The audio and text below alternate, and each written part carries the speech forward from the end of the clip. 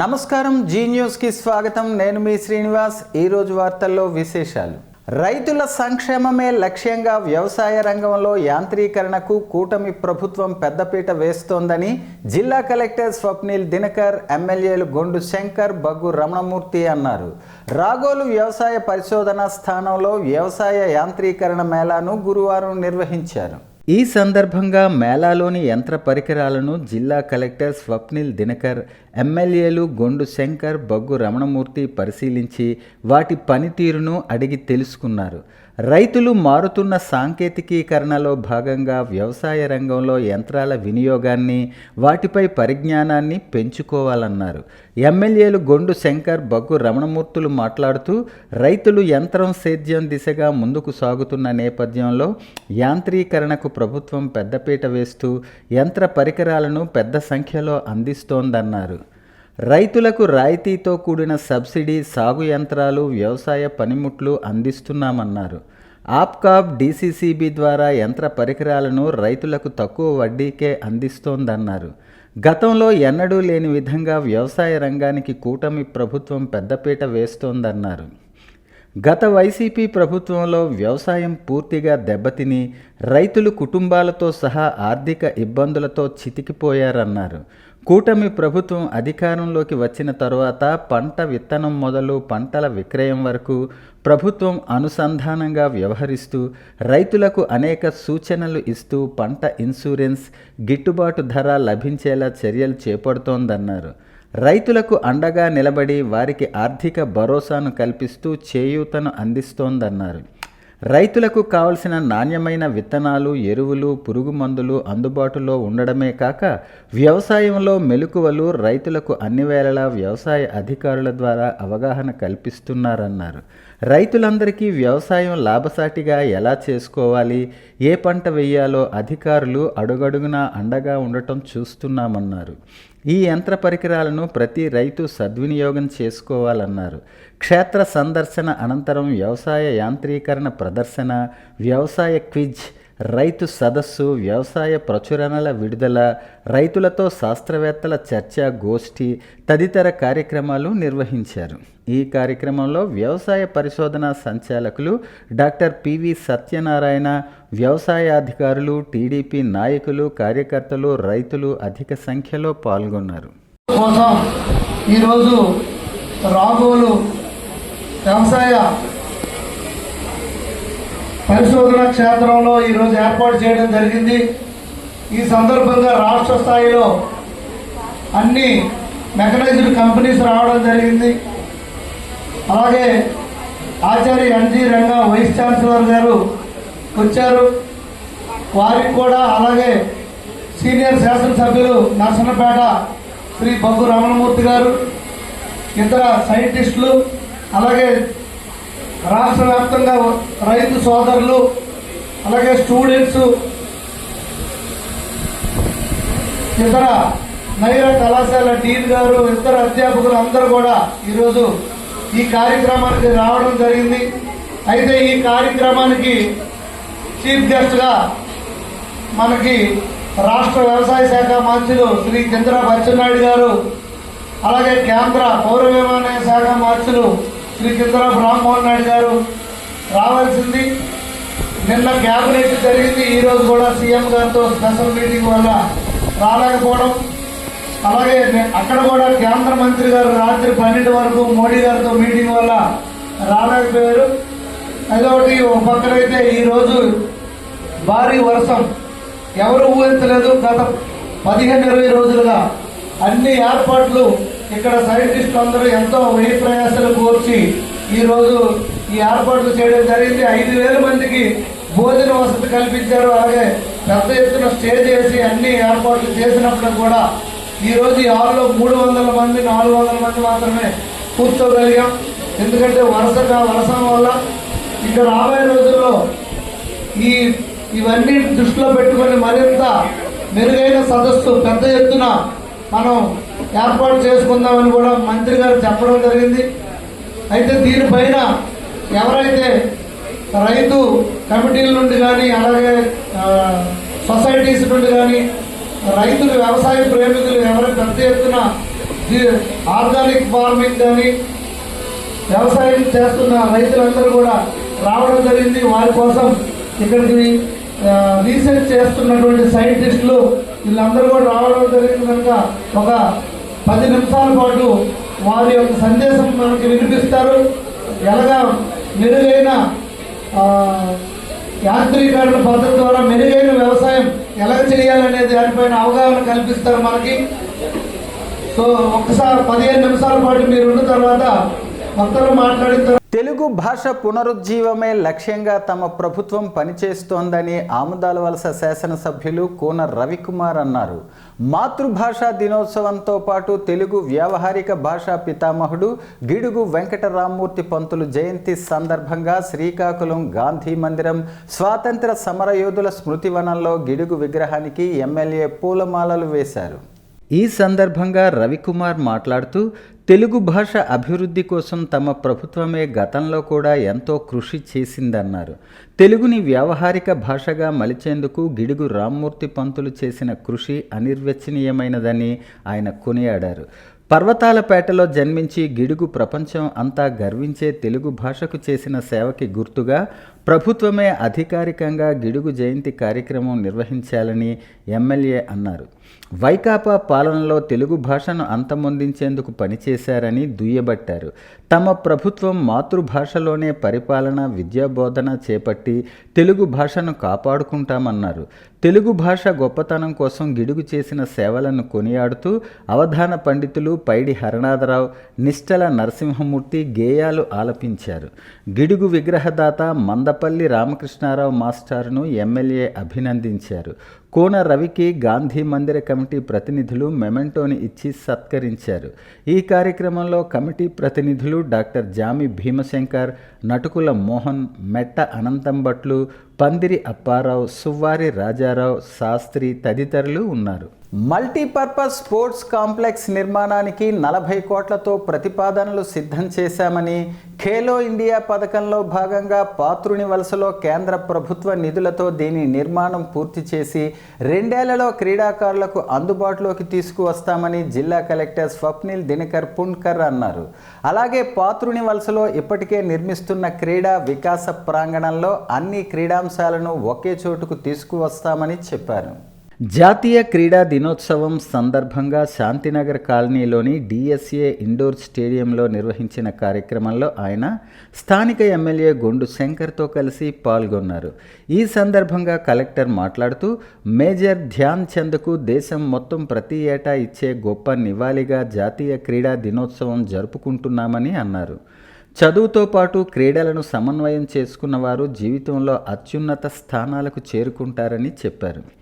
ప్రతి ఒక్కరూ శారీరక ఆరోగ్యానికి ప్రాధాన్యత ఇస్తే మానసిక దృఢత్వం సాధించవచ్చని, క్రీడలలో పాల్గొనటం ద్వారా నాయకత్వ లక్షణాలు అందుకోవచ్చని, గెలవటం కోసం చేసే ప్రణాళిక, శిక్షణ ఇవన్నీ భవిష్యత్తుకు మంచి బాటలు వేస్తాయని చెప్పారు. కోడి రామ్మూర్తి స్టేడియం చుట్టూ ప్రేక్షకుల గ్యాలరీ నిర్మాణానికి ప్రతిపాదనలు రూపొందిస్తున్నామన్నారు. శ్రీకాకుళం ఎమ్మెల్యే గొండు శంకర్ మాట్లాడుతూ జిల్లా కేంద్రంలో కోడి రామ్మూర్తి స్టేడియం నిర్మాణాన్ని త్వరలోనే పూర్తి చేసి క్రీడాకారులకు అందుబాటులో తీసుకువస్తామన్నారు. ప్రతి వారం పనుల పురోగతిని తాను స్వయంగా పరిశీలిస్తున్నట్టు చెప్పారు. క్రీడలలో పాల్గొనటం గొప్ప అవకాశమని, దానిని వదులుకోవద్దని, క్రీడాభివృద్ధికి క్రీడాకారులు, ఆయా క్రీడా సంఘాలు తగిన సలహాలు సూచనలు ఇవ్వాలని కోరారు. క్రీడా దినోత్సవం సందర్భంగా వివిధ క్రీడాంశాలలో విజయం సాధించిన వారిని ఆయన ప్రత్యేకంగా అభినందించారు. కలెక్టర్, ఎమ్మెల్యే ఇద్దరూ కలిసి పలువురు క్రీడాకారులను శాలువా, మెమెంటో, ధృవీకరణ పత్రాలతో సత్కరించారు. తొలిత కార్యక్రమాన్ని ధ్యాన్ చంద్ర చిత్రపటానికి పూలమాలలు వేసి ఘనంగా నివాళులర్పించడంతో మొదలుపెట్టారు. మనకి ఒక మెంటల్ పీస్ కూడా వస్తుంది, ఫిజికల్ ఫిట్నెస్ కూడా వస్తుంది. యాజ్ ఎ స్టూడెంట్ ఎందుకు స్పోర్ట్స్ ఇంపార్టెంట్ ఉంది అంటే, మీరు నెక్స్ట్ ఇన్ ఫ్యూచర్ లైఫ్లో కాంపిటేటివ్ స్పిరిట్ మీతో రావాలి. Competitive spirit is very important. కొన్ని స్పోర్ట్స్ టీమ్ స్పోర్ట్స్గా మీరు ఆడతారు, కొన్ని స్పోర్ట్స్ సింగిల్ పర్సన్ గేమ్గా మీరు ఆడతారు. ఏదైనా కాంపిటేటివ్ స్పిరిట్ లేకపోతే మనం చాలా నష్టపోతాం.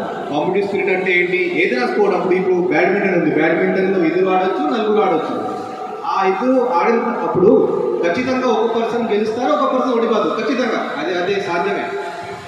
గెలుస్తారు, మనం సెలబ్రేట్ చేస్తాం. బట్ ఓడిపోయిన పర్సన్కి లూజ్ అయిన పర్సన్ వైపు మనం ఎలా చూస్తాము, అతను ఎలా చూసుకుంటారు, ఆ ఫెయిలియర్ ఎలా తీసుకుంటారు. ఫెయిలియర్ కాదు actually, it is just one game lost. అదే చూసుకుంటారు, అదే మనం ఆ గేమ్ నుంచి నేర్చుకోవాలి. పర్లేదు, it is just one time loss. Next game నేను ఇంకా గెలుస్తాను, నెక్స్ట్ గేమ్ ఇంకా బాగా నేను ఆడతాను, నెక్స్ట్ గేమ్ నేను ఇంకా బాగా కష్టపడి నేను చేస్తాను. అది మనం చూపించాలి. అదే మనకి ఒక ఫీలింగ్ వస్తుంది. సో ఇది మన ఒక స్పోర్ట్స్ కాదు, మన ఎంటైర్ కెరియర్లో పర్టికులర్లీ స్టూడెంట్స్ ఉన్నారు కాబట్టి మీ కెరియర్లో ఇది చాలా ఇంపార్టెంట్. స్పోర్ట్స్ విషయంలో చెప్పాలంటే మీకు ఇప్పుడే ఒలింపిక్స్ జరిగింది. ఒలింపిక్స్ 2024 జరిగింది. ఎక్కడ జరిగింది ఎవరు చెప్పగలరా? ప్యారిస్లో జరిగింది. ఇండియా నుంచి ఎవరికి బ్రాంజ్ మెడల్ వచ్చింది? Very good. ఇంకా ఎవరు అదే టీమ్ గేమ్లో ఎవరికి వచ్చింది? టీమ్ గేమ్లో హాకీకి వచ్చింది. Very good. సో మన వాళ్ళకి తెలుసు. ఓకే, సో నా ఈ సోషల్ మీడియా, టీవీ అంతా చూడడం good, it is good. So వాళ్ళగా మనం కూడా చేయాలి. మనం చేయొచ్చు, మనం ఈజీగా చేయొచ్చు. మన శ్రీకాకుళం జిల్లా అవ్వచ్చు, నార్త్ ఆంధ్ర మీరు అనొచ్చు. చాలా మంచి స్పోర్ట్స్, ఓకే, ఒక ఫిజిక్ ఉన్నవాళ్ళు, చాలా మంచి ప్రపంచం అంతా తెలియాలంటే అది ఓన్లీ క్రీడల వల్లే సాధ్యం, రీసెర్చ్ వల్లే సాధ్యం. రీసెర్చ్ రెండు క్రీడలు. మొన్న ఒక హాకీలో మెడల్ వచ్చిందంటే ప్రపంచం అంతా తెలిసింది. అలాగే ఒక క్రీడాకారుడు ఏదైనా పథకం సాధిస్తే ప్రపంచం అంతా తెలుస్తుంది. అలాగే మనం సపోజ్ చంద్రయాన్ 3 పెట్టామంటే మొత్తం ప్రపంచం అని తెలిసింది. రీసెర్చ్ అండ్ క్రీడలు, అది మన ఇండియాకి మంచి పేరు రావాలన్నా, తర్వాత గౌరవం రావాలన్నా, అలాగే అభివృద్ధిలోకి రావాలంటే క్రీడలు చాలా ముఖ్యం. అప్పుడే మన దేశానికి మంచి అభివృద్ధి, గౌరవం దక్కుతుంది. కలెక్టర్ గారు ఆల్రెడీ క్రీడల కోసం మొత్తం మీకు చాలా నీట్గా చెప్పారు. టీమ్ స్పిరిట్ ఎలా ఉండాలి, ఓడిపోతే 1 గేమ్ లాస్ అన్నారు సార్. ఇది ఒకసారి ఓడిపోతే మనం నిరాశ చెందకూడదు. 1 గేమ్ లాస్, నెక్స్ట్ గేమ్ మళ్ళీ ట్రై చేయాలి, అలాగనమాట. సో కలెక్టర్ గారు ఒక మాట అన్నారు, నేను వారానికి 2 సార్లు వెళ్తున్నాను, కానీ కలెక్టర్ గారు డైలీ మానిటరింగ్ చేస్తారు. ఎంతమంది పర్సన్స్, లేబర్ ఎంతమంది వర్క్ చేస్తున్నారు కూడా ఆయన డైలీ చేస్తున్నారు. నిజంగా ఈరోజు అంత ఫాస్ట్గా పరుగులు పెడుతుందంటే ఇంకా నాకు 5 lakhs అప్రూవల్ వచ్చినట్టు కూడా ఇంకా తెలియదు, పెట్టినట్టు తెలుసు. అంత అప్డేట్లో, ఎంత బిజీలో కూడా జిల్లా మొత్తం ఆయన చూసుకోవాల్సిన పరిస్థితిలో కూడా ఈ స్టేడియం పైన ప్రత్యేక శ్రద్ధ పెట్టారు. అలాగే మన మున్సిపల్ కార్పొరేషన్ గారు కూడా ప్రత్యేక శ్రద్ధ పెట్టారు. మన అదృష్టం, చాలా మంచి కలెక్టర్ గారు మనకు దొరికారు. సో వీలైనంత తొందరగా మీకు స్టేడియంని అందుబాటులో తెస్తాం. ఇప్పుడే చెప్పారు సారు, ఖేలో ఇండియా పైన కూడా మళ్ళీ అంతా లెటర్ పుట్టప్ చేసి మళ్ళీ పెట్టారు. దీనికి కేంద్ర మంత్రి గారు రామ్మోహన్ నాయుడు గారు చాలా ఇంట్రెస్ట్గా ఆ ఢిల్లీ లెవెల్లో దాన్ని ఫాలోఅప్ చేస్తున్నారు. అలాగే రాష్ట్ర మంత్రి అచ్చెన్నాయుడు గారు కూడా చాలా శ్రద్ధతో ఈ స్టేడియంని ప్రెస్టీజియస్గా తీసుకొని, ఎందుకంటే చాలా క్రీడాకారులకు అన్యాయం జరిగిపోయింది. మనకి ఎంతో మొత్తం అంతర్జాతీయ క్రీడాకారులు ఉన్న జిల్లా. అలాగే కర్ణం మల్లేశ్వరితో పాటు అదే ఊరిలో నీలం శెట్టి లక్ష్మి అని మీకు చెప్పాను, ఆవిడ అర్జున్ అవార్డు గ్రహీత కూడా సార్, వెయిట్ లిఫ్టర్ ఆవిడ, అంటే ఈవిడ సీనియర్ దాన్ కర్ణం మల్లేశ్వరి. సో అలాంటి క్రీడాకారులు ఉన్నారు. కానీ ఈరోజు ఆ స్టేడియం అందుబాటు లేకపోవడం ఒక అందుకే మనకి చాలా ఇబ్బందికరమైన పరిస్థితి క్రీడాకారులకు. అందుకే ప్రత్యేకమైన శ్రద్ధ తీసుకొని వీలైనంత తొందరగా మీకు అందుబాటులో తెస్తాం. మీరందరూ కూడా అదే స్పిరిట్తో ముందుకు వెళ్ళి మన జిల్లాని మంచి పేరు తీసుకురావాలి. మీరు కూడా అంతర్జాతీయ స్థాయిలో మంచి క్రీడాకారులుగా ఎదగాలి. అలాగే మనకి మీకు దానివల్ల మనకు మానసికంగా, శరీరంగా కాకుండా మనకి పర్సనల్గా జాబ్స్ కూడా ఫెసిలిటీస్ గవర్నమెంట్ ఇస్తుంది. ప్రత్యేక కోటాలు ఉన్నాయి. మీరు పై చదువులకు వెళ్ళాలంటే కూడా మీకు సీట్లు ఎలబేట్ చేయడంలో కానీ, అలాగే తెలుగు భాషా దినోత్సవం సందర్భంగా వ్యవహారిక భాషా ఉద్యమ పితామహుడు గిడుగు వెంకట రామ్మూర్తి జయంతి సందర్భంగా వారి స్వగ్రామం అయిన శ్రీకాకుళం జిల్లా సరుబుజ్జిలి మండలం పర్వతాలపేటలో జనసేన పార్టీ శ్రేణులు జయంతి వేడుకలు నిర్వహించారు. ఈ కార్యక్రమానికి ముఖ్య అతిథిగా జనసేన పార్టీ ప్రధాన కార్యదర్శి బొలిశెట్టి సత్యనారాయణ, జిల్లా అధ్యక్షులు పిసిని చంద్రమోహన్, ఆముదాలవలస నియోజకవర్గ ఇన్ఛార్జ్ పేడాడ రామ్మోహన్ రావు హాజరై గిడుగు రామ్మూర్తి విగ్రహానికి పూలమాలలు వేసి నివాళులర్పించారు. ఈ సందర్భంగా బొలిశెట్టి సత్యనారాయణ మాట్లాడుతూ పార్టీ ఆధునిక తెలుగు సాహిత్యానికి వైతాళికులని చెప్పదగ్గ ముగ్గురిలో వీరేశలింగం, గురజాడలతో పాటు గిడుగు రామ్మూర్తి కూడా ఒకరని కొనియాడారు. ఆయన కృషితో తెలుగు భాషకే కాక సవర భాషను సైతం అందరికీ అర్థమయ్యేందుకు నిఘంటువును రచించారని తెలిపారు. ఇంతటి ఘనతను కలిగిన రామ్మూర్తికి ప్రపంచవ్యాప్తంగా గౌరవం దక్కేందుకు రాష్ట్ర ప్రభుత్వం చొరవ తీసుకునేలా అధిష్టానంతో చర్చించి ప్రభుత్వం ద్వారా గ్రామంలో కార్యక్రమాలు చేపడతామని అన్నారు. అనంతరం పేడాడ రామ్మోహన్ మాట్లాడుతూ గ్రాంధిక భాషలో ఉన్న తెలుగు వచనాన్ని ప్రజల వాడుక భాషలోకి తీసుకువచ్చి నిత్య వ్యవహారంలోని భాషలో ఉన్న అందాన్ని వీలును తెలియజెప్పిన మహనీయుడు గిడుగు రామ్మూర్తి అని అన్నారు. ప్రతి సంవత్సరం రామ్మూర్తి జయంతి వేడుకలను పర్వతాలపేటలో నిర్వహిస్తున్నామని, భవిష్యత్తులో జిల్లా కేంద్రంగా వారి కీర్తిని తెలియజేసేందుకు కార్యక్రమాలు నిర్వహిస్తామని తెలిపారు. టీడీపీ నాయకులు నందివాడ గోవింద్, జనసేన నాయకులు భూపతి అర్జున్, కీర్తి, సుశీల, అప్పలరాజు, జగదీష్ మరియు సరుబుజ్జిలి మండల నాయకులు, కార్యకర్తలు, గ్రామస్తులు పాల్గొన్నారు. కాబట్టి ఈ రోజు మనం చక్కగా ఒకరు మాట్లాడుకోగలుగుతున్నాం, పలకరించుకోగలుగుతున్నాం, ఉత్తరాలు రాసుకోగలుగుతున్నాం, మన పిల్లలు చదవగలుగుతున్నారంటే ఏకైక కారణం గిడుగు రామ్మూర్తి గారు ఆ రోజు మన భాష గురించే కాదు, సవర భాష గురించి, సవర నుంచి డిక్షనరీ, సవర భాష నుంచి ఇంగ్లీష్ కి, సవర భాష నుంచి తెలుగుకి డిక్షనరీ ఆ రోజుల్లో ఆయన తయారు చేయడం జరిగింది. అంటే చూడండి, 1940 ముందు 1930 ప్రాంతంలో, 1927 ప్రాంతంలో ఒక డిక్షనరీ తయారు చేయాలంటే ఎంత కష్టం. ఇప్పుడులాగా మనకి సాఫ్ట్వేర్ లేవు. అప్పుడు ఎంతో కష్టపడితే గానీ ఒక గ్రంథం తయారవదు. అటువంటిది ప్రతి భాషని, ప్రతి అక్షరాన్ని పట్టుకొని దానికి ప్రతి భాష, ప్రతి వాడుక పదానికి అర్థం కనిపెట్టి, ఆ సవరలో పాట లిపులు కనిపెట్టి చాలా చేసిన గనుడు. అటువంటి మహానుభావుడికి మనం ఏమిచ్చినా రుణం తీరదు. అట్లీస్ట్ ఈ ఒక్కరోజు ఆయన గురించి తెలుసుకొని మన భావి తరాలకి ఆయన చేసిన త్యాగం చెప్తే స్వార్థం తగ్గించి ఇకనైనా మనుషులు కొంతమంది భవిష్యత్తు గురించి పనిచేస్తారు. ఎందుకంటే ఇప్పుడు ప్రతి ఒక్కరు కూడా ఏంటంటే నేను ఎలాగ రాజకీయ నాయకుడిని అయిపోవాలి, ఎలాగ భూములు దోచుకోవాలి, ఎలాగ మైనింగ్ చేయాలి, ఎలాగ ఇసుక దోచుకోవాలి, ఇది ఆలోచన తప్ప మన భవిష్యత్ తరానికి మనం ఏమి ఇస్తున్నామన్న ఆలోచన లేదు.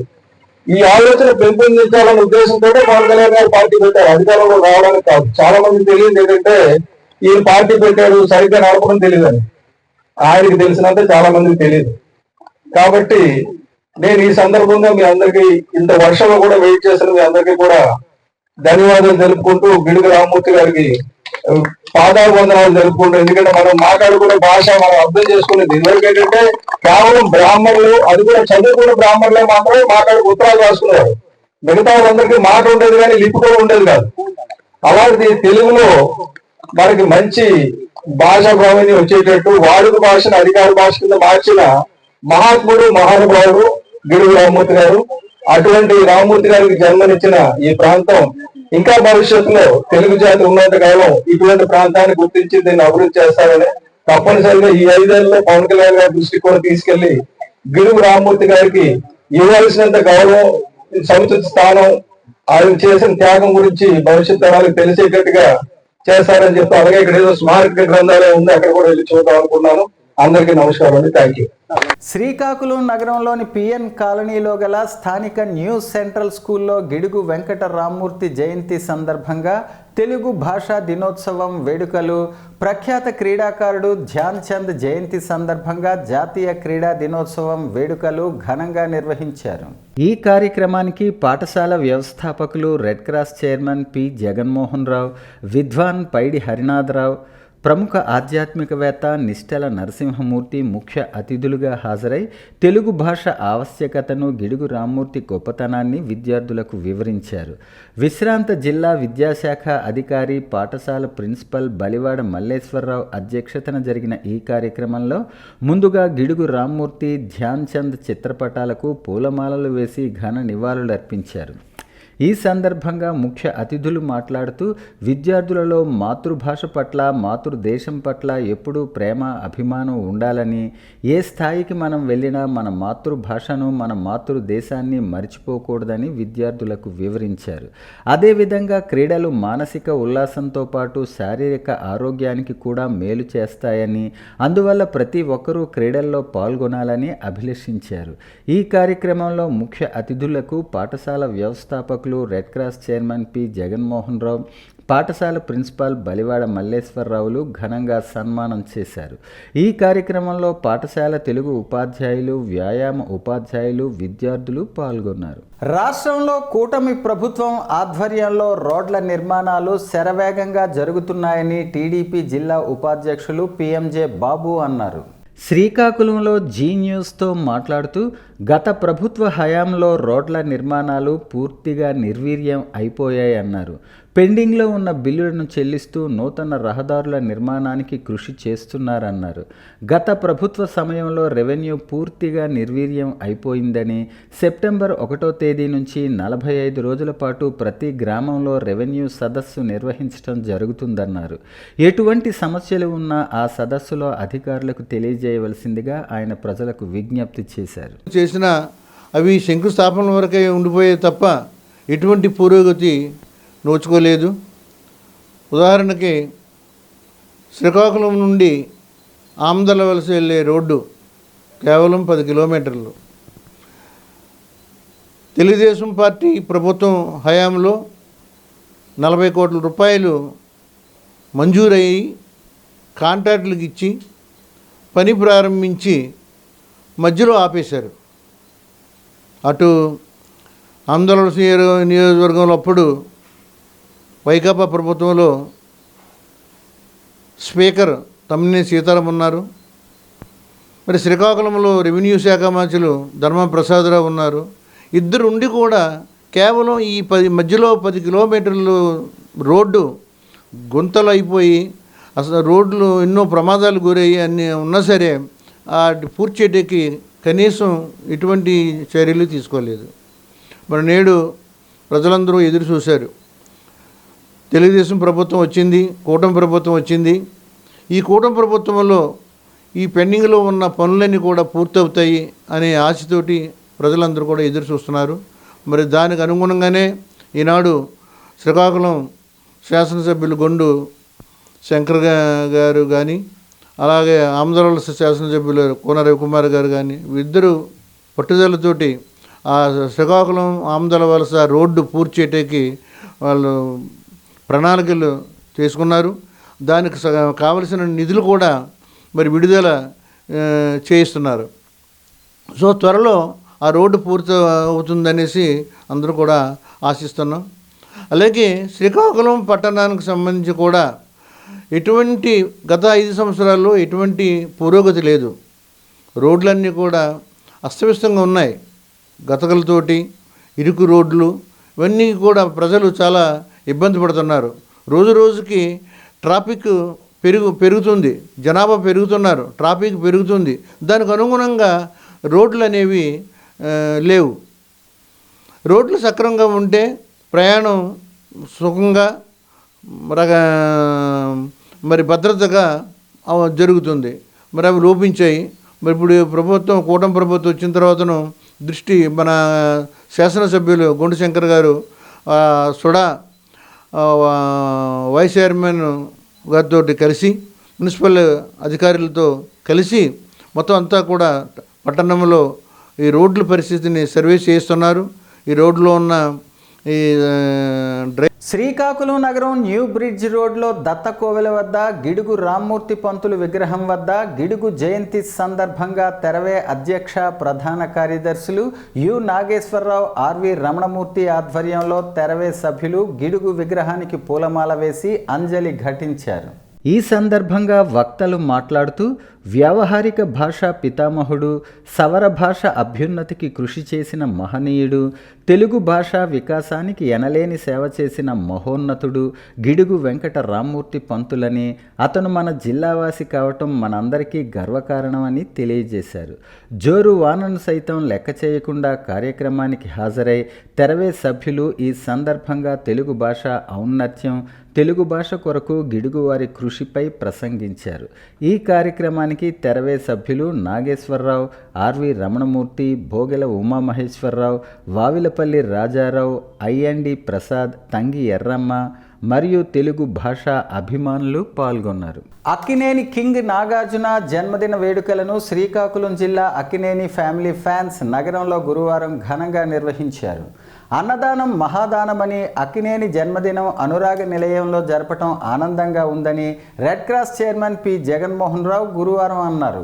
స్థానిక శాంత అనురాగ నిలయంలో వృద్ధులకు, అనాథ పిల్లలకు, మానసిక వికలాంగులకు అన్నదాన కార్యక్రమాన్ని అక్కినేని నాగార్జున జన్మదినం సందర్భంగా శ్రీకాకుళం అక్కినేని ఫ్యామిలీ ఫ్యాన్స్ వ్యవస్థాపక అధ్యక్షులు జె బోసు, గాంధీ ఆధ్వర్యంలో జరగటం మంచి విషయమని, వేడుకలకు ధనాన్ని వృధాగా ఖర్చు చేసే బదులు అన్నదానాలు, రక్తదానాలు లేదంటే ఆపదలో ఉండేవారికి చేదోడుగా నిలవాలని, అప్పుడే అభిమానులకు ఆత్మసంతృప్తి కలుగుతుందన్నారు.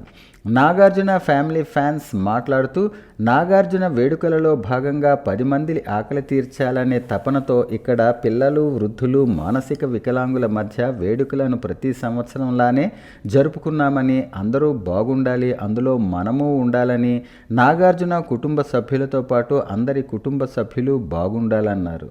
హీరోల జన్మదినం ప్రతి అభిమాని సమాజానికి ఉపయోగపడే కార్యక్రమాలు నిర్వహించాలని పిలుపునిచ్చారు. అనంతరం పిల్లల మధ్య కేక్ కట్ చేసి వేడుకలను ఘనంగా జరుపుకున్నారు. ఈ కార్యక్రమంలో జిల్లా అధ్యక్షులు ఎల్ శ్రీను, ఉపాధ్యక్షులు ఏ మూర్తి, కార్యదర్శి ఈ శోభన్, ఆర్గనైజర్ విజయ్, సలహాదారులు Satya, Haragopal, P Santosh, Shiva, S Trinath, D Harish, V Teja తదితరులు పాల్గొన్నారు. ఏడాదిలో అరుదుగా అమావాస్యకి ముందు వచ్చే శని త్రయోదశి ఈ నెల 31వ తేదీన కలదని ఆలయ ప్రధాన అర్చకులు ఆరవెల్లి శ్రీరామ్మూర్తి శర్మ తెలిపారు. ఆ రోజున శ్రీకాకుళం జిల్లా కేంద్రంలోని గుడివీధిలో గల శ్రీ ఉమారుద్ర కోటేశ్వర స్వామి దేవస్థానంలో గల నవగ్రహాల మండపంలో ప్రత్యేక పూజలు నిర్వహించనున్నట్లు వివరించారు. శనిదేవునికి విశేష అభిషేకాలు, పూజలు భక్తుల చేతుల మీదుగా నిర్వహించనున్నట్లు చెప్పారు. భక్తులు హాజరై శనిదేవుడి కటాక్షం కోసం శనికి నవధాన్యాలు, నువ్వులు, నువ్వుల నూనె, నల్లని వస్త్రాలు వంటివి సమర్పించి శనిదేవుని కృపను పొందగలరని అన్నారు. ముఖ్యంగా జాతకంలో శని దోషం ఉంటే ఉపశమనం అవకాశం కలుగుతుందన్నారు. శని త్రయోదశి రోజున శనీశ్వరుణ్ణి అర్చన, అభిషేకం చేయించుకోవటం మంచిదని తెలిపారు.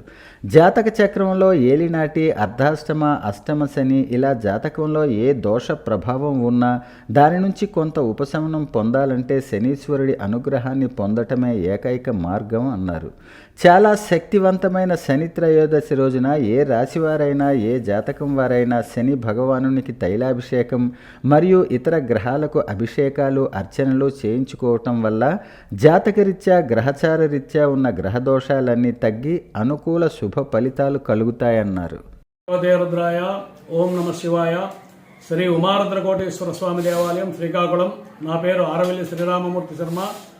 ఈ దేవాలయంలోని మనకి శ్రావణ మాసం సందర్భంగా 3 శుక్రవారాలు పూర్తయిపోయి ఇప్పుడు రాబోయేది 4వ శుక్రవారం. ఆ శుక్రవారం నాడు ఆ యొక్క అమ్మవారి తాలూకా సేవలో భక్తులందరూ కూడా పాల్గొని కుంకుమార్చన చేసుకొని ఆ యొక్క 4 శుక్రవారాలు పూర్తి చేసినటువంటి ఫలితం మొదటి శుక్రవారం ప్రారంభించి ఆఖరి శుక్రవారం చేసుకుంటే ఆ విధంగా వస్తుంది. అందువల్ల ఆఖరి శుక్రవారం చేసుకున్నా సరే మనకి శ్రావణ మాసం తాలూకా ఫలితం వస్తుంది. అదేవిధంగా శ్రావణ మాసంలోని త్రయోదశి అమావాస్య ముందు శనివారం నాడు పడింది. ఈ శనివారం మనకి 31వ తారీఖు అవుతుంది. ఆ రోజు ఆ యొక్క శని త్రయోదశి అంటారు. శనీశ్వరుడికి త్రయోదశి సమయంలో శనివారం పడడం అరుదుగా పడుతుంది. ఈ సంవత్సరానికి ఇంచుమించుగా ఇది ఆఖరిదే అనే చెప్పవచ్చు. అందువల్ల మళ్ళీ సంవత్సరం క్యాలెండర్ అంటే ఈ జాన్యువరి తర్వాత ఉంటాయి కానీ ఈ లోపల లేవు. అందువల్ల ఈ విధంగా ఈ సంవత్సరం ఆఖరిదైనటువంటిది, అరుదైనటువంటిది ఈ యొక్క త్రయోదశి శనివారం పడడం చాలా విశిష్టమైనటువంటి రోజు. ఆ రోజు అమావాస్య ముందు కాబట్టి శనీశ్వరుడికి చాలా పట్టుగా ఉంటుంది.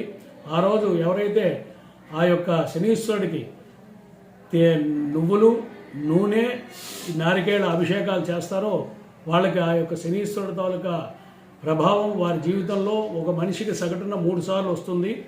ఆ శనీశ్వరుడు ప్రభావం అనేటువంటిది అర్ధాష్టమ ఏలినాడు శనీశ్వరుడు తాలూకా ఫలితాలని మనం తారుమారు చేయాలన్నా సరే శనీశ్వరుడికి అభిషేకం చేసుకొని ఆ విధంగా మనకి నవగ్రహాల్లో 9 గ్రహాలకి కూడా పూజ చేసుకొని ఆ యొక్క శనీశ్వరుడు పూజ చేసుకోవడం. ఆ రోజు శనివారం సందర్భంగా వేకుజామున మనం 3:30కి దేవాలయం తెరవడం జరుగుతుంది. అదేవిధంగా నాగావళి నదిలో స్నానం చేసుకొని అశ్వత్థ వృక్షం నారాయణ ఆ యొక్క రావి చెట్టు చుట్టూరు ప్రదక్షిణ చేసుకొని ఈ శనీశ్వరుడు దర్శనం చేసుకొని తదుపరి ఆ యొక్క ఈశ్వరునికి దర్శనం చేసుకుంటే చాలా పుణ్యఫలం వస్తుందని చెప్పేసి మనకి భక్తులందరూ కూడా ప్రగాఢ విశ్వాసం ఇది. ఓం నమ శివాయ. శ్రీ ఉమారద్రకోటేశ్వర స్వామి దేవాలయం, శ్రీకాకుళం. ప్రత్యక్ష దైవం ఆరోగ్య ప్రదాత శ్రీ సూర్యనారాయణ స్వామివారి దేవస్థానంలో కృష్ణాష్టమి ఉత్సవాలలో భాగంగా ఆలయ ప్రధాన అర్చకులు ఇప్పిలి శంకర శర్మ ఆధ్వర్యంలో స్వామివారి ఉత్సవ మూర్తులకు ఆలయ అనివెట్టి మండపంలో ప్రత్యేక పూజలు నిర్వహించారు. అనంతరం ఉత్సవ మూర్తులకు హారతి కార్యక్రమాలను వేదమంత్రాలు, మంగళహారతులతో కార్యక్రమం పూర్తి చేశారని ఆలయ ఈవో డిఎల్వి రమేష్ బాబు తెలిపారు. వార్తలు సమాప్తం. మళ్ళీ తర్వాత బులెటిన్లో కలుసుకుందాం. నమస్కారం.